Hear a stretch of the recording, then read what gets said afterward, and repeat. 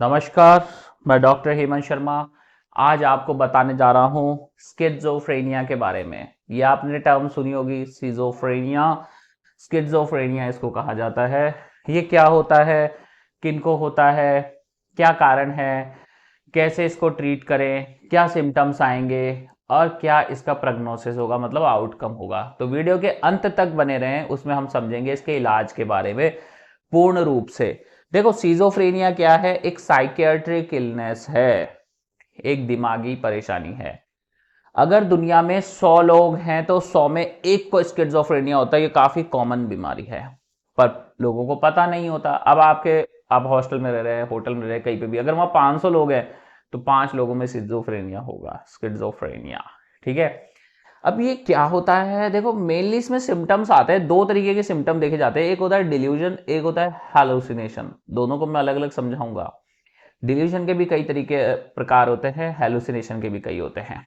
तो डिल्यूजन क्या होता है कि आदमी अपने फॉल्स थॉट और फॉल्स बिलीफ, मतलब गलत सोच, गलत विचार से अटका रहता है, अपने गलत विचारों पे अटका रहता है और ये सोचता है कि ये बिल्कुल सही है। फॉर एग्जाम्पल, जैसे कि मैं ये बोलूं आपको कि ये सांप है ना। तो डिल्यूजन में क्या होता है कि पब्लिक बोल रही है सांप नहीं है, पर हमें लग रहा है ये सांप है। ठीक है। तो ये है डिल्यूजन। मतलब पब्लिक बोल रही है सांप नहीं है, मैं बोल रहा हूं ये सांप है। पब्लिक के समझाने पे, लोगों को समझाने पे भी मुझे समझ में नहीं आ रही ये चीज। मैं अपने आइडियाज पे ही अड़ा हुआ हूं कि भाई ये तो रियल सांप है। तो इसको क्या बोलते हैं? डिल्यूजन, अपने फॉल्स बिलीफ पे अटके रहना। अब डिल्यूजन जो सीजोफ्रेनिया में मोस्ट कॉमन देखा जाता है, डिल्यूजन ऑफ परसिक्यूशन। उसमें ऐसा लगता है कि भाई लोग मुझे कोई मारने की कोशिश कर रहा है या कोई मेरा पीछा कर रहा है, हमेशा शक होना। ठीक है। एक डिल्यूजन होता है इसमें, डिल्यूजन ऑफ रेफरेंस। जैसे कोई दो बंदे जा रहे हैं, कुछ बात कर रहे हैं, तो आपको लगेगा ये दोनों मेरे ही बारे में बात कर रहे हैं, कोई षड्यंत्र रचा रहे हैं मेरे अगेंस्ट, है ना। तो ये है डिल्यूजन ऑफ रेफरेंस। एक डिल्यूजन होता है डिल्यूजन ऑफ इनफिडिलिटी। इनफिडिलिटी क्या होता है कि जैसे कोई हस्बैंड है, अपनी वाइफ पे शक कर रहा है कि इसके किसी और से संबंध हो गए, या कोई बीवी है अपने पति पे शक कर रही है कि इसके और भी लड़कियों के साथ संबंध होंगे, जो भी है। तो इसे बोलते हैं डिल्यूजन ऑफ इनफिडिलिटी। ये एक बीमारी है, सिजोफ्रेनिक पेशेंट में हो सकता है। एक ओथेलो सिंड्रोम भी इससे रिलेटेड ही है, शक करने की बीमारी, है ना। तो डिल्यूजन ऑफ इनफिडिलिटी होता है। उसके अलावा डिल्यूजन और भी बहुत सारे तरीके के हैं, पर वो मैं एक डिल्यूजन का अलग से वीडियो बनाऊंगा, उसमें डिस्कस करूंगा। उसके अलावा होता है हेलुसिनेशन। हेलुसिनेशन मतलब क्या होता है? सेम टर्म से अपन समझते हैं। हेलुसिनेशन ऐसा है कि फॉल्स बिलीफ तो है, पर उसमें क्या होता है, आपको कोई समझाएगा तो आपको समझ में आएगा।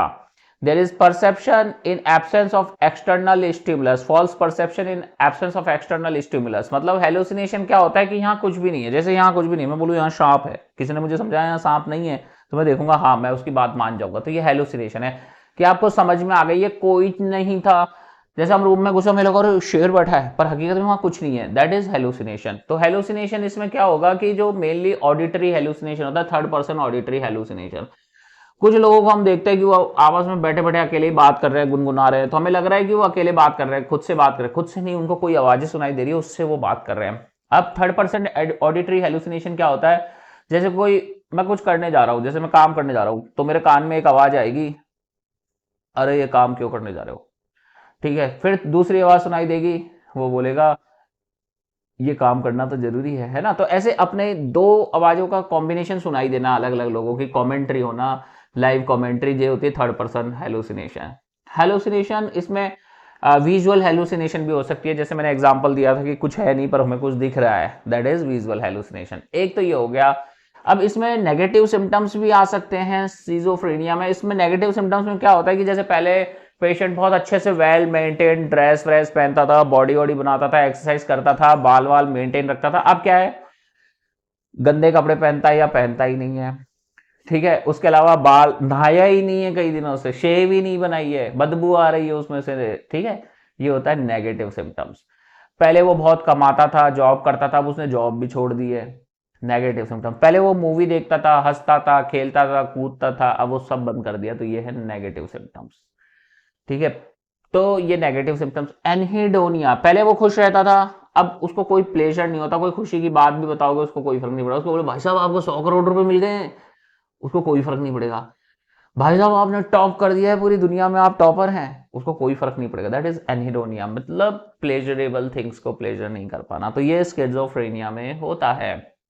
ठीक है, ये सिम्टम्स मैंने आपको बता दिए। इसके स्किज़ोफ्रेनिया क्या है, एक कॉम्बिनेशन ऑफ मल्टीपल सिम्टम्स हैं, साइकेट्रिक डिसऑर्डर है। अब इसमें जो ट्रीटमेंट करते हैं हम, है ना, इसमें सुसाइडल टेंडेंसी के भी चांस रहते हैं, पेशेंट अपने आप को मार भी सकता है। तो स्किज़ोफ्रेनिया में जो ट्रीटमेंट करते हैं, इसमें क्या होता है कि पहले एक इसका पैथोलॉजी और फिजियोलॉजी थोड़ा समझा देता हूँ। इसमें हार्मोन डिसबैलेंस होता है कि आपकी बॉडी के अंदर डोपामिन एक्सेस बनने लगेगा, सेरोटोनिन ज़्यादा बनने लगेगा। तो इसके ट्रीटमेंट के लिए डोपामिन ज़्यादा बनेगा पेशेंट के बॉडी में, है ना। तो डोपामिन ज़्यादा बनेगा तो क्या होगा, इसके ट्रीटमेंट के लिए हम एंटीसाइकोटिक देते हैं जो कि डोपामिन को कम करते हैं। एंटीसाइकोटिक एक टिपिकल होता है, एक एटिपिकल होता है। मेनली एटिपिकल वाले बेस्ट होते हैं। अब लोगों के मन में बहुत भ्रांति होती है कि जो ये एंटीसाइकोटिक है बहुत खतरनाक होते हैं, इनके साइड इफेक्ट्स हैं। देखो साइड इफेक्ट्स तो हैं, पर उनके साइड इफेक्ट्स को प्रिवेंट किया जा सकता है, अदर मेडिसिन देके सप्रेस किया जा सकता है। साइड इफेक्ट क्या होता है, जैसे बहुत पसीना आना, घबराहट होना, थोड़ा सा कई बार बेचैनी होना, सलाइवा ज़्यादा आना, स्वेटिंग ज़्यादा आना, यूरिनेशन ज़्यादा आना, ये सब सिम्टम्स हो सकते हैं, है ना। हाथों का कंपन होना, बॉडी शेक करना, ये दवाइयों का साइड इफेक्ट हो सकता है, पर इसको क्योर किया जा सकता है, इसको ट्रीट किया जा सकता है, या आपकी जो मेडिसिन से ऐसा सिम्टम आया है उसको कम किया जाए डोज को, या चेंज किया जाए। अब ये जो एंटीसाइकोटिक ड्रग्स वगैरह दिए जाते हैं, ये क्या तुरंत इफेक्ट दिखाते हैं, कुछ हफ्तों में इनका असर चालू होता है। तो जैसे आपने दवाई लिया, बोले इसको तो कुछ हो ही नहीं रहा, कुछ हो ही नहीं रहा, अरे कुछ धीरे धीरे होगा, तुरंत नहीं होगा। अब जो स्किज़ोफ्रेनिक पेशेंट है उसमें क्या होता है कि करीब 2 साल तक का ट्रीटमेंट हम देते हैं, लंबा ट्रीटमेंट चलता है दवाइयों के थ्रू। दवाइयाँ देना बहुत जरूरी है। अगर बीच में दवाई छोड़ देते तो सिम्टम्स और खतरनाक तरीके से वापस आते हैं, है ना, और सीवियर सिम्टम्स आते हैं और वो रेजिस्ट भी कर जाते हैं। तो ये चीजें साथ में इसके ट्रीटमेंट में लाइफ स्टाइल, डाइट, ये सब इन्वॉल्व रहेगी। स्पीच थेरेपी, फिजियोथेरेपी वगैरह ये सब आप पेशेंट को बताएं। योगा, मेडिटेशन बताएं, ये भी हेल्प करता है। वो टीवी देखे, मूवीज देखे, गाने सुने, दोस्तों के बीच में बैठे बातें करे, वो सारी चीजें इंपॉर्टेंट है। तो स्किज़ोफ्रेनिया 100 में एक आदमी में होता है, ध्यान रखना। आप भी ऐसे लोगों को नोटिस करते होंगे, पर ऐसा होता है कि सबके सिम्टम्स बहुत सीवियर नहीं होते। कुछ लोगों के सिम्टम्स सीवियर होते हैं, कुछ लोगों के सिम्टम्स सीवियर नहीं होते, तो उनको मेडिसिन का जरूरत नहीं पड़ता है। पर कुछ को जरूरत पड़ता है, उनको मेडिसिन लेना पड़ेगा।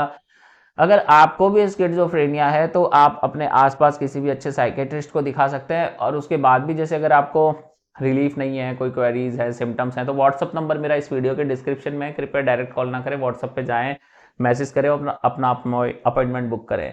वीडियो अच्छा लगता है लाइक करें, चैनल बनाए हैं सब्सक्राइब करना ना भूलें। थैंक यू, धन्यवाद, गुड बाय, नमस्कार। Thank you. नमस्कार नमस्कार।